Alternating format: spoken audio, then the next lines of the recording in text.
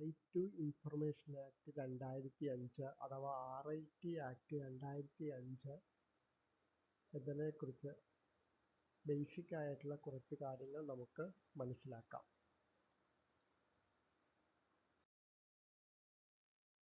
ആദ്യമായിട്ട് RIT ആക്ടിൻ്റെ ഉദ്ദേശം എന്താണ് എന്ന് നോക്കാം. രാജ്യത്തിലെ പൗരന്മാർക്ക്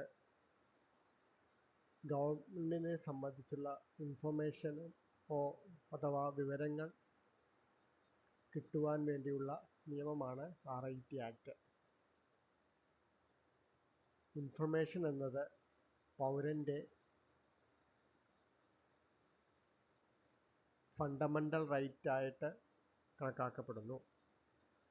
അത് പൊതുവെയുള്ള ഭരണനിർവഹണത്തിൻ്റെ സുതാര്യതയ്ക്കും അക്കൗണ്ടബിലിറ്റിക്കും അനിവാര്യമായതുകൊണ്ട് RIT ആക്ടിൻ്റെ ഉദ്ദേശം അത് ഉറപ്പാക്കുക എന്നതാണ്.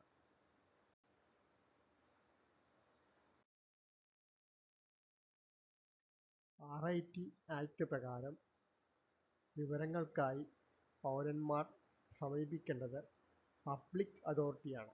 പബ്ലിക് അതോറിറ്റി എന്നത് കോൺസ്റ്റിറ്റ്യൂഷൻ ഭരണഘടനാപരമായോ പാർലമെൻറ്റോ സ്റ്റേറ്റ് അസംബ്ലിയോ പാസാക്കിയ നിയമപരമായോ അതോ ഗവൺമെൻറ്റിൻ്റെ ഏതെങ്കിലും ഒരു നോട്ടിഫിക്കേഷൻ പരമായോ നിലവിൽ വന്ന ഒരു എസ്റ്റാബ്ലിഷ്മെൻ്റാണ്.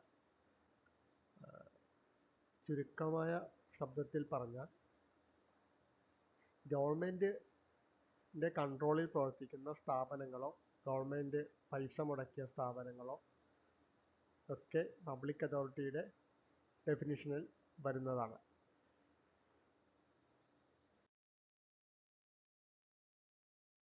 ഇൻഫർമേഷൻ അഥവാ വിവരം എന്നത് record, document, memos, opinion, advice, press release, circular, order, ലോഗ്ബുക്ക്,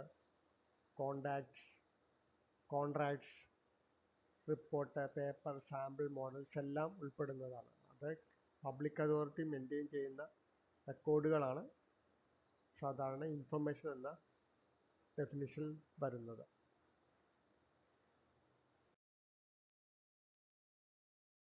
RIT act എപ്പോഴാണ് നിലവിൽ വന്നതെന്ന് നോക്കാം. 2005 RIT ആക്ട് നിലവിൽ വന്നത്. ആക്ട് പാർലമെൻറ്റിൽ എനാക്ട് ചെയ്തത് 15/6/2005. അത് നോട്ടിഫിക്കേഷൻ ചെയ്ത് നിലവിൽ വന്നത് 21/6/2005. റൈറ്റ് ടു ഇൻഫർമേഷൻ ആക്ടിൻ്റെ ആപ്ലിക്കബിലിറ്റി എവിടെയാണെന്ന് നോക്കാം. എപ്പോഴാണ് ഇത് ഇൻഫർമേഷൻ കിട്ടുന്നത് എന്ന് നോക്കാം. അത് പബ്ലിക് അതോറിറ്റിയാണ് സമീപിക്കേണ്ടതെന്ന് നേരത്തെ പറഞ്ഞു. സെൻട്രൽ ഗവൺമെൻറ്റോ സ്റ്റേറ്റ് ഗവൺമെൻറ്റിൻ്റെയോ കൺട്രോളിലുള്ള സ്ഥാപനങ്ങൾ, അവർ പൈസ മുടക്കിയ കമ്പനികൾ എന്നിവയെല്ലാം റൈറ്റ് ടു ഇൻഫർമേഷൻ ആക്ടിൻ്റെ പരിധിയിൽ വരുന്നതാണ്. ഒരു പൗരൻ ആപ്ലിക്കേഷൻ നൽകിക്കഴിഞ്ഞാൽ 30 ദിവസത്തിനുള്ളിൽ നിർബന്ധമായിട്ടും തീരുമാനമെടുക്കേണ്ടതാണ്. RIT ആക്ടിൻ്റെ ഉദ്ദേശം എന്താണെന്ന് നോക്കാം. കറപ്ഷൻ, അഴിമതി കുറക്കുക, ട്രാൻസ്പെറൻസി, ഗവൺമെൻറ്റിൻ്റെ പ്രവർത്തനത്തിൽ കൂടുതൽ സുതാര്യമാക്കുക,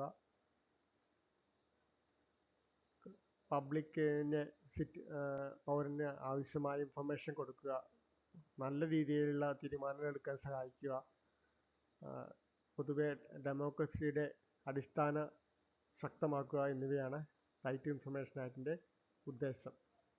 എങ്ങനെയാണ് ഇൻഫർമേഷൻ കിട്ടേണ്ടതെന്ന് നോക്കാം. അതിന് പ്രത്യേകിച്ച് ഫോമൊന്നുമില്ല. ഓൺലൈനായിട്ടോ ഫിസിക്കലായിട്ടോ നമുക്ക് പരാതി കൊടുക്കാവുന്നതാണ് ഇൻഫർമേഷന് വേണ്ടി. അത് പബ്ലിക് അതോറിറ്റിക്കാണ് കൊടുക്കേണ്ടത്. കുറച്ച് ഇൻഫർമേഷനുകൾ കൊടുക്കാതിരിക്കാൻ പബ്ലിക് അതോറിറ്റിക്ക് അധികാരമുണ്ട്. അതായത് റൈറ്റ് ഇൻഫർമേഷൻ അതിൻ്റെ പരിധിയിൽ വരാത്ത വിവരങ്ങൾ ഏതൊക്കെയാണെന്ന് നോക്കാം. National security, contempt of court, പാർലമെൻറ്റിനുള്ള പ്രത്യേക അധികാരങ്ങൾ, ട്രേഡ് സീക്രട്ട്, ഫോറിൻ ഗവൺമെൻറ്റിനെ സംബന്ധിച്ചുള്ള വിവരങ്ങൾ, ലോ എൻഫോഴ്സ്മെൻറ്റിനെ സംബന്ധിച്ചുള്ള വിവരങ്ങൾ, ഇൻവെസ്റ്റിഗേഷൻ, ക്യാബിനറ്റ് പേപ്പർ, പ്രൈവസി എന്നിവ കൊടുക്കേണ്ട ആവശ്യമില്ല. ഒരു first RIT application October 12, 2005 Shahid Reza first RIT information submit ചെയ്തത്. ആപ്ലിക്കേഷൻ കൊടുക്കാനുള്ള ഫീസ് 10 രൂപയാണ്. അതുകൂടാതെ നമുക്ക് ഇൻഫർമേഷൻ പരിശോധിക്കാനുള്ള അവസരമുണ്ട്. അത് ഇലക്ട്രോണിക് മീഡിയ വഴി കിട്ടാനുള്ള ഇൻസ്പെക്ഷൻ ചെയ്യാനുള്ള അവകാശമുണ്ട്. ഇൻസ്പെക്ഷൻ ചെയ്യാനുള്ള ഫീസ് ആദ്യത്തെ 1 മണിക്കൂർ ഫീസൊന്നുമില്ല. അത് കഴിഞ്ഞിട്ടുള്ള ഓരോ മണിക്കൂറിനും 5 രൂപയാണ് ഫീസ്. നമ്മൾ ഇലക്ട്രോണിക് മീഡിയ ആയാലും ഫ്ലോപ്പി ഡിസ്കോ CD-യിലോ ഒക്കെ ഇൻഫർമേഷൻ വാങ്ങുകയാണെങ്കിൽ അതിനുള്ള പ്രത്യേക ചാർജസ് നൽകേണ്ടതാണ്.